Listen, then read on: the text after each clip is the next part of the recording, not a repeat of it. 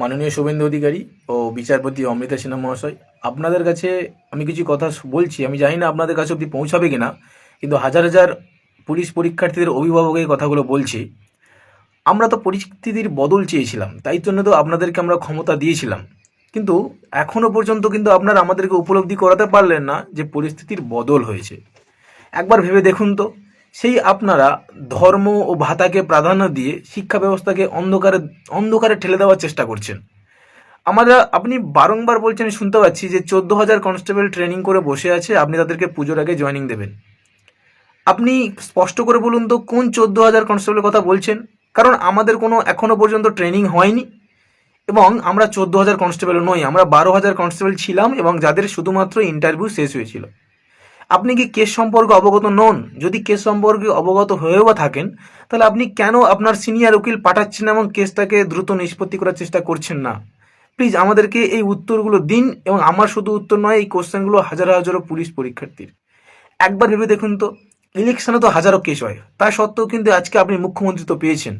কেসগুলোকে পরোয়া না করে আপনাদের কিন্তু মুখ্যমন্ত্রী তো দেওয়া হয়েছে, আপনাদের ইলেকশনের রেজাল্ট প্রকাশ হয়েছে। তাহলে আমাদের যে কোনো পরীক্ষার্থীদের পরীক্ষার রেজাল্ট প্রকাশের সময় এত দ্বিচারিতা কেন?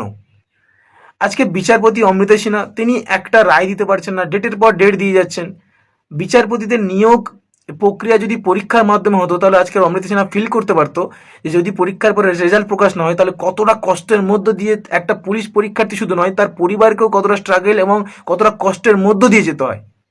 আজকে যদি আপনি রায় দিতে না পারেন, অনেস্টলি বলছি, আমি শুধু নয়, আমার মতন হাজারো হাজারো পরীক্ষার্থী বলছে আপনি পদত্যাগ করে নিন, আমরা আপনাকে ফুলের মালা দিয়ে বরণ করে নেবো। বিশ্বাস করুন, না পারলে ছেড়ে দিন। আপনাদের কি কানে এই যে এত স্টুডেন্টের কান্না একবারও পৌঁছায় না? একবারও পৌঁছায় না? আপনারা সামান্য সিভিক ভলেন্টিয়ার এনএভিএফ যারা আপনারা সো কল বলছেন আপনাদেরকে সার্ভ করে আসছে বছরের পর বছর, আপনারা তাদের জন্যে একটা পুরো প্যানেলকে আটকে রেখে দিয়েছেন, যেখানে হাজারো পরীক্ষার্থীর শুধু তাদের ভবিষ্যৎ নয়, তাদের পুরো ফ্যামিলির ভবিষ্যৎ দাঁড়িয়ে আছে। ভাবুন তো, কারোর বাবা না খেয়ে না দে ভ্যান চালিয়ে ইনকাম করে ছেলেকে বসিয়ে পড়াচ্ছে শুধুমাত্র একটা উর্দির স্বপ্নে, একটা চাকরির স্বপ্নে, একটা ভালো দিনের স্বপ্নে। সেই যদি না আপনারা ভালো দিন দিতে না পারলেন, তাহলে সেই ভালো দিনের স্বপ্নে আপনাদের পরিবর্তন আমরা কেন চাইলাম?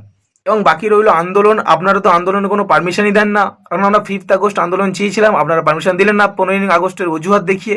তাহলে আপনারা বলুন, আপনারা আন্দোলনও করতে দেবেন না, শান্তিপূর্ণ আন্দোলন, আমরা তো কোনো জনরোষ চর্চা করতে চাইছিলাম না, শান্তিপূর্ণ আন্দোলন করতে দেবেন না, তার সাথে রেজাল্টও পাবলিশ করবেন না। তাহলে শিক্ষা ব্যবস্থার ভবিষ্যৎ কোথায় যাবে?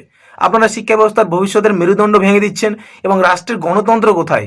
মনে রাখবেন শুভেন্দু অধিকারী মহাশয়, মাননীয় মুখ্যমন্ত্রী শুভেন্দু অধিকারী মহাশয়, মনে রাখবেন, যখন দেওয়ালে পিঠ ঠেকে যায়, যখন কিছু করার থাকে না, তখন না আর মৃত্যু ভয় থাকে না, ওই অ্যারেস্ট জেলের এগুলো কোনো ভয় থাকে না। আর ঠিক তখনই তৈরি হয় জনরোষ, কারণ মানুষের মেরুদণ্ডে শির দাঁড়ায়, এবং শিক্ষা ব্যবস্থা ভেঙে দিলে এই শিক্ষার্থীরা যখন সামনে এগিয়ে যায়, তখন তারা না মানে কোনো ব্যারিকেড, আর না মানে কোনো চরম পরিস্থিতি।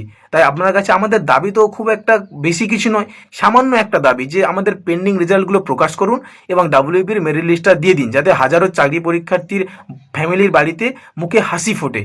দেখুন, আমাদের বেশি কিছু দাবি নয়, পারলে পেন্ডিং রেজাল্টটা দিয়ে দেবেন। আপনার কাছে চরম একান্ত অনুরোধ করছি হাজারো শিক্ষার্থীর অভিভাবক হয়ে, কারণ আজকের প্রত্যেকটা শিক্ষার্থীর পরিবারের ফ্যামিলি দুর্বিষহ উঠেছে। কিছু কিছু শিক্ষার্থী শুনলাম একজন সুইসাইডও পর্যন্ত করে নিয়েছে। আপনাদের কান পর্যন্ত কি পৌঁছায় না? আপনাদের কি পরিবারের কেউ নেই যাদের কষ্ট হয় না? আপনারা প্লিজ আমাদেরকে নিজেদের ছাত্র সন্তান সমান মনে করে আমাদের রেজাল্টটা দিয়ে দিন, আপনাদের কাছে একান্ত অনুরোধ।